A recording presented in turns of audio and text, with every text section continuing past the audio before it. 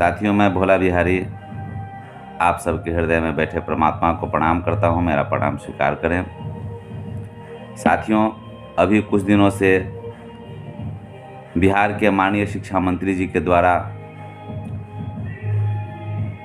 हिंदू धर्म के आस्था के महाग्रंथ भगवान श्री राम के जीवन पर आधारित तुलसी रचित रामचरितमानस पर कुछ टिप्पणियां की गई हैं, जिस पर काफ़ी विवाद चल रहा है। एक भारतीय होने के नाते, एक पढ़े लिखे नागरिक होने के नाते मैं सोचा कि मेरी औकात, मेरी हस्ती नहीं है कि माननीय शिक्षा मंत्री जी के बयान पर कुछ कहूं, किंतु भगवान श्री राम के चरणों में आस्था रखता हूं। भारतीय सभ्यता संस्कृति को अक्षुण्ण बनाए रखने में एक भारतीय नागरिक का कर्तव्य निभाने के लिए मैं सिर्फ ये कहना चाहता हूं कि एक शब्द के अनेक अर्थ होते हैं। भारत बहुभाषी देश है। तुलसीदास जी रचित रामचरितमानस पर एक पद जो हमारे माननीय शिक्षा मंत्री जी उसकी व्याख्या कर रहे हैं, वो पद है, ढोल गवार शूद्र पशु नारी सकल ताड़ना के अधिकारी। यह बहुत प्रचलित है। इसका विभिन्न अर्थ हो सकता है। सर्वप्रथम इस पद से हम यह साबित नहीं कर सकते हैं कि तुलसीदास जी की रचना निकृष्ट है, रामायण गलत है, और न यह कह सकते हैं कि भगवान श्री राम को ढोल गवार शूद्र पशु और नारी से के प्रति हीन भावना था। वही भगवान श्री राम नारी को बहुत सम्मान दिए हैं। राक्षसी को भी माता कहें, त्रिजटा को भी माता कहे हैं, मंदोदरी के साथ भी उत्तम व्यवहार किए हैं। हर रूप में उन्होंने स्त्री को सम्मान दिया है। हाँ, एक अलग बात है, अपने राजधर्म के लिए जो एक राजा का कर्तव्य था, उसके लिए उन्होंने अपने हृदय के दर्द को अपने अंदर सह करके और अपनी भार्या माता सीता को जाने अनजाने बड़ी कष्ट दिए। लेकिन इसका यह मतलब नहीं कि उन्होंने नारी को प्रताड़ित किया। शूद्र को भी उतना ही उन्होंने सम्मान दिया। माता सबरी जैसी शूद्र दलित महिला के हाथ से जूठा बैर खा करके उन्होंने साबित कर दिया कि वो शूद्र से भी घृणा नहीं करते हैं। एक शब्द का अनेक अर्थ होता है।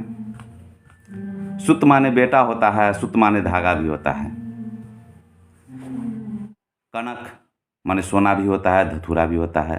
ताड़ना के हिंदी, संस्कृत और अवधी भाषा में अलग अलग अर्थ होता है। माननीय शिक्षा मंत्री जी अपनी भाषा में अपने अनुसार जो व्याख्या करते हैं वह भी गलत नहीं है, किंतु उन्हीं के व्याख्या को मान करके करोड़ों हिंदू को, जिसको रामचरितमानस को पर बड़ी आस्था है, पूजा करता है, उसको ठेस पहुंचाना उचित नहीं है।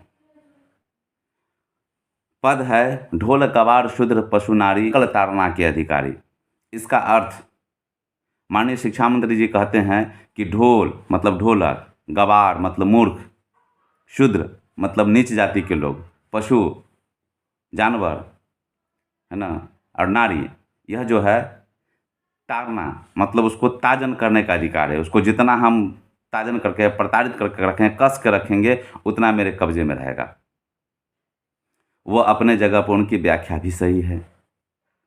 और जो हिंदू महापुरुष इसके लिए विवाद खड़ा किए हुए हैं, वो भी उसका सही अर्थ नहीं बता रहे हैं, है ना। और ये सही बात है, शिक्षा मंत्री जी जो व्याख्या कर रहे हैं वो अपने जगह पर सही इसलिए है कि ताड़ना शब्द का हिंदी अर्थ होता है, ताड़ना का हिंदी अर्थ पीटना, चोट पहुंचाना, अनुशासन में रखना। अवधि में इस शब्द का अर्थ होता है पहचानना, परखना, देख रेख करना। संस्कृत में भी हिंदी की तरह होता है। संस्कृत और हिंदी में ताड़ना का अर्थ होता है पीटना, चोट पहुंचाना, अनुशासन में रखना। अब यह समझने की बात है कि तुलसीदास जी जैसे विद्वान आदमी मर्यादा पुरुषोत्तम भगवान श्री राम के जीवनी लिखने में ऐसी गलती नहीं कर सकते हैं, ऐसी चूक नहीं कर सकते हैं जो किसी की भावना को ठेस पहुँचे, किसी को प्रताड़ित किया जाए। आज भी उसी राजनीति के राजनेता लोग आज भी कहते हैं कि राम राज आएंगे। सब लोग उसी राम राज को लाने के लिए आज तक रावण राज चला रहे हैं।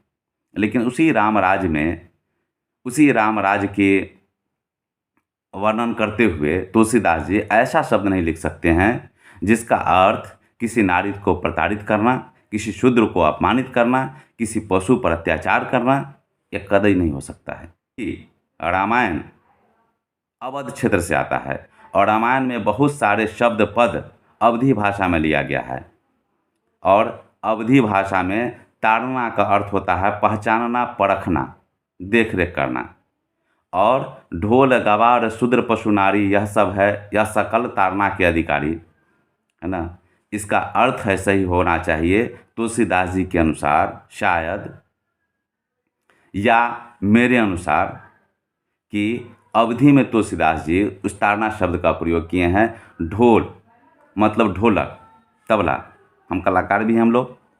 तो ढोल का कई ताल होते हैं, कहड़वा है, दादरा है, दीपचंदी है, तीन ताल है, झपताल है, कई ताल है। अब कहड़वा बज रहा है धागे न दिनक दिन, धागे न दिनक दिन। अब सिंगर जो गा रहा है, गायक, उसको पहचानना होगा कि वो ताल, कहड़वा जो बज रहा है, ढोलकिया जो बजा रहा है, तबलची जो ताल दे रहा है तबला पर, तो वो किस ताल में बजा रहा है। ऐसा कि नहीं वो दीपचंदी में बजा रहा है और गाना जो है कहड़वा में है। अगर हम बिना पहचाने हुए गाना शुरू करेंगे, गीत गाना शुरू कर देंगे, तो ताल से हम बेताल हो जाएंगे। इसलिए ढोल को पहचानना होगा, उसके ताल को पहचानना होगा। ढोल, गवार, गवार मतलब जो पढ़ा लिखा मूर्ख टाइप का आदमी हो, उसका दिमाग काम नहीं करता हो, सेंसलेस टाइप का आदमी हो, वो बेचारा नहीं चाहता है कि हम गलती कर रहे हैं, लेकिन उससे जाने अनजाने गलती हो जाता है, तो उसको हम जान तो नहीं मार सकते हैं। इसलिए उस गवार के व्यवहार को पहचानना होगा हमको। महर्षि तुलसीदास जी कितनी उत्तम बात कर रहे हैं कि हम गवार व्यक्ति को, जो बेचारा नासमझ व्यक्ति है, उसके व्यवहार को अगर हम पहचान लेंगे अच्छी तरह से, वो क्या कहना चाहता है, क्या करना चाहता है, तो उसके साथ अन्याय न होगा और उसके साथ हम अच्छा से जीवन जी सकेंगे। ढोल गवार शूद्र, शूद्र का अर्थ होता है जो शास्त्र सम्मत न चले। शूद्र का अर्थ ये नहीं होता है कि अंगूठा से निकला गया, वो तो ठीक है, वर्ण व्यवस्था में दिया गया। शूद्र का अर्थ है जो शास्त्र की बात न समझता हो, शास्त्र से अलग चलता हो, जो पढ़ा लिखा न हो, जो अज्ञानी हो। तो वैसे व्यक्ति को आप कहेंगे जो कि भाई अब ये शास्त्र नहीं समझ रहा है, उल्टा बोल रहा है, तो इसको फांसी पर लटका दो। यहाँ तुगलकी वंश ने शासन नहीं न चलता है, यहाँ राम राज चलता है। तो राम राज में एक शूद्र को भी कहता है, तुलसीदास जी कह रहे हैं कि उसके व्यवहार को पहचानिए। वो बेचारे की गलती नहीं, गलती कर सकता है, तो उसको पहचान करके, उसको परख करके तब उसके साथ व्यवहार कीजिए, है ना, है ना। ये सब जो है, सब व्यवहार परखने का व्यक्ति है। ढोल, गवार, शूद्र, पशु। अब जानवर है, जानवर को तो पता नहीं है कि बाएं से जाना है कि दाएं से जाना है। जनगण मन हो रहा है, राष्ट्रगान, तो खड़ा हो जाना है सावधान की मुद्रा में कि बैठ करके धान खाना है, गेहूँ खाना है। वो बेचारे को कोई पता नहीं है, तो उसको हम फांसी थोड़े चढ़ा देंगे। जनगण मन राष्ट्रगान हो रहा था और भैंस चल रही थी या भैंस बैठ गई, उसको फांसी पर नहीं लटका सकते हैं। तो वो भी है, भैंस भी है, चूँकि जीव है, वो भी धरती पर, उसका भी अधिकार है और उसको भी जीने का अधिकार है। हम मानव होने के नाते उसकी सुरक्षा करना हमारा कर्तव्य है। तो वह उसको भी परखने की चीज़ है, तब उसको हम अपने साथ, अपने संसार में उसको जीने की स्वतंत्रता दे सकते हैं। ढोल, गवार, शूद्र, पशु, नारी, स्त्री। स्त्री स्वभाव से बहुत निर्मल होती है, स्वच्छ होती है, ममतामयी होती है। ज्ञानी पुरुष कहते हैं पुरुष जीता है नाभि चक्र पर। हमारे शरीर में 7 चक्र होते हैं, सभी चक्रों का स्थिति अलग अलग होता है। काम चक्र, नाभि चक्र, कंठ चक्र, आज्ञा चक्र, सहस्त्रार चक्र, हृदय चक्र। तो पुरुष जीते हैं नाभि चक्र पर। पुरुष का मार्ग अहंकार का मार्ग होता है, ताकत का, शक्ति का। हृदय स्त्री जीती है हृदय चक्र पर, नारी हृदय चक्र पर जीती है, वो भावना में ज़्यादा बहती है।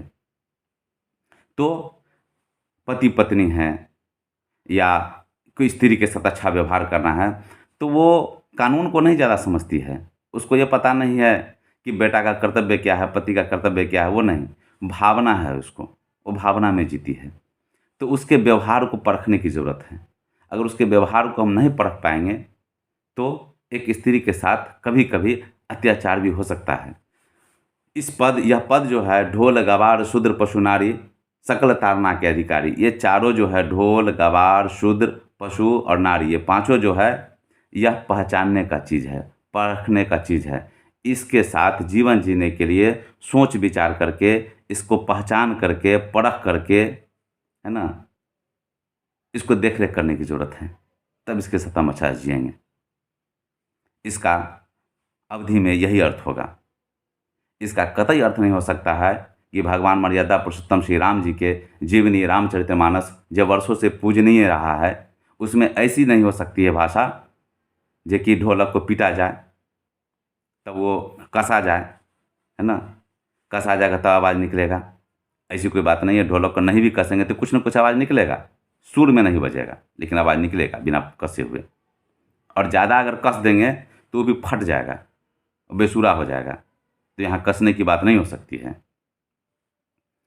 और पीटने की बात, तो ढोलक पिटाएगा, नारी को पीटने के लिए कहेंगे श्री रामचंद्र जी, ऐसा होते मंदोदरी को फांसी पर चढ़ा दिए होते ना, ये कतई नहीं अर्थ होगा। इसीलिए बिहार के माननीय शिक्षा मंत्री जी, आप महान हैं, आप बड़े हैं, आप आदरणीय हैं, आप संविधान के उच्च पद पर हैं। शिक्षा मनुष्य जीवन का मूलाधार होता है, उसके आप राजा हैं। तो आपको केवल हिंदी और संस्कृत में किसी शब्द को जान करके, समझ करके बयान देना शायद उचित नहीं होगा। अगर हमसे कहीं कोई गलती बोला गया है तो मैं क्षमा प्रार्थी हूँ। बहुत बहुत धन्यवाद।